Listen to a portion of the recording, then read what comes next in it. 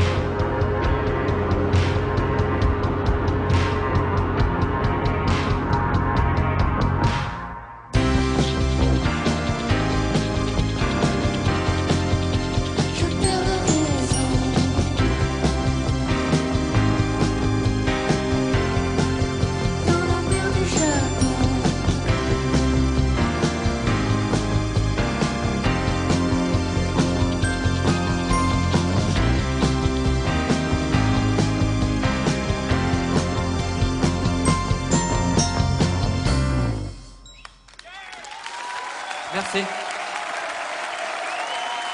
Merci beaucoup.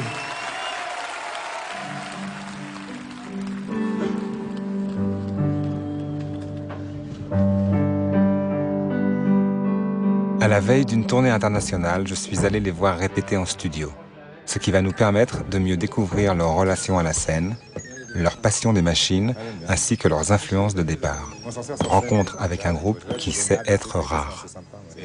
Est-ce que ça veut dire que, je sais pas, moi je suis batteur, mon premier instrument c'est le piano, donc je m'assieds au piano, j'ai des mélodies qui me trottent dans la tête, blablabla, je fais une espèce de suite harmonique, etc.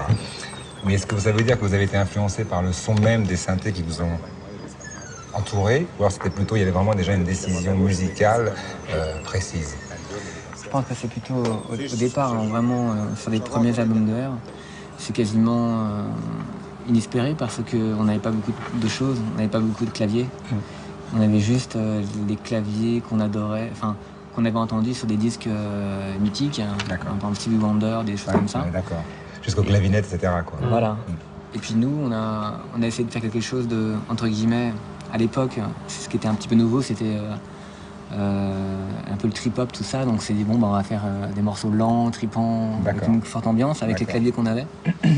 Et puis, avec notre propre culture, avec ce qu'on connaissait de la musique, à la fois classique, la musique de film, tout ça. Et puis on a trouvé des morceaux en nous-mêmes. J'en parle toute ma vie le jour où, parce que le jour où l'assemblage du Fender Rhodes, le Solina et la basse précision en octave, et les trois ensemble sont mis ensemble, parce qu'on faisait plein de morceaux et puis tout d'un coup, à un moment, ces trois-là se sont retrouvés tout seuls sur un morceau lent. Et là, vous êtes dit, Putain, c'est le son. j'en revenais pas de ça. sortir des enceintes. Quoi. Il y avait une alchimie incroyable. Parce qu'on en parle peu souvent, je sais pas, quand on écoute plein de gens dont on a été fan ou qu'on soit fan aujourd'hui.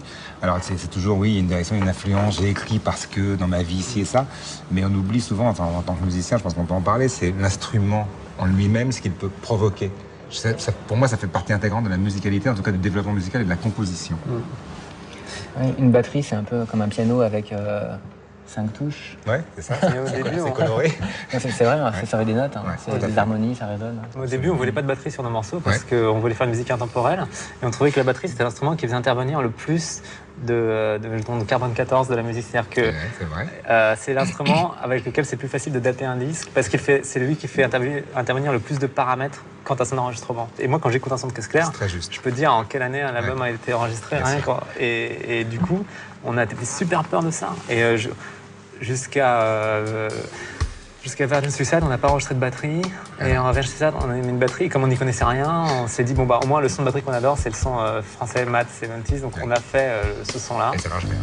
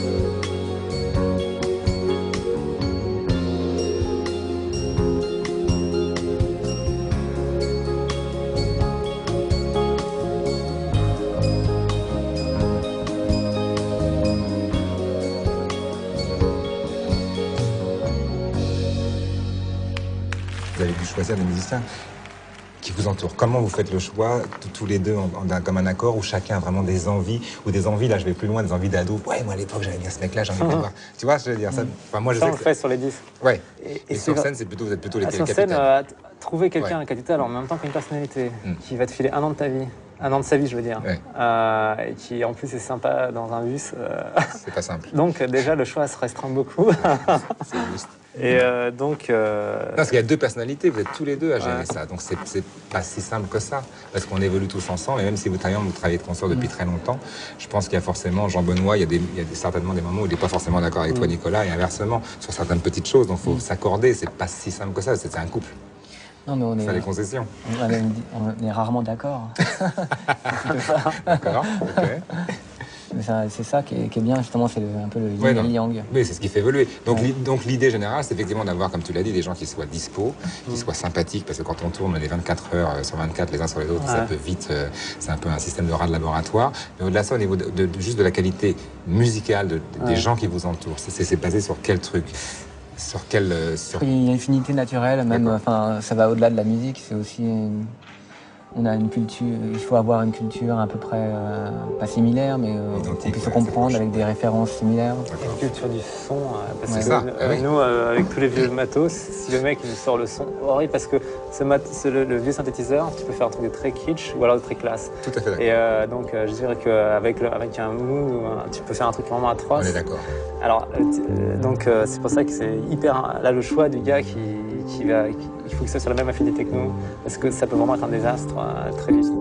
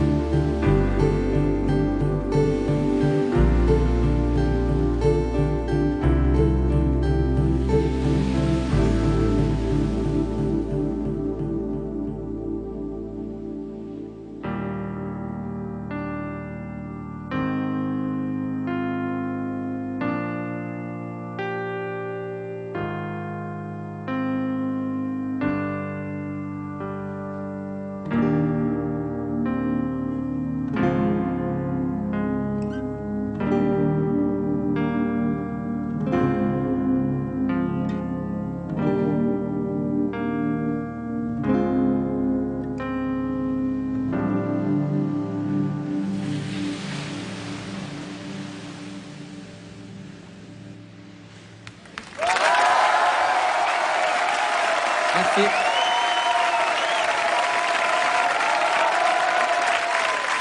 Merci beaucoup.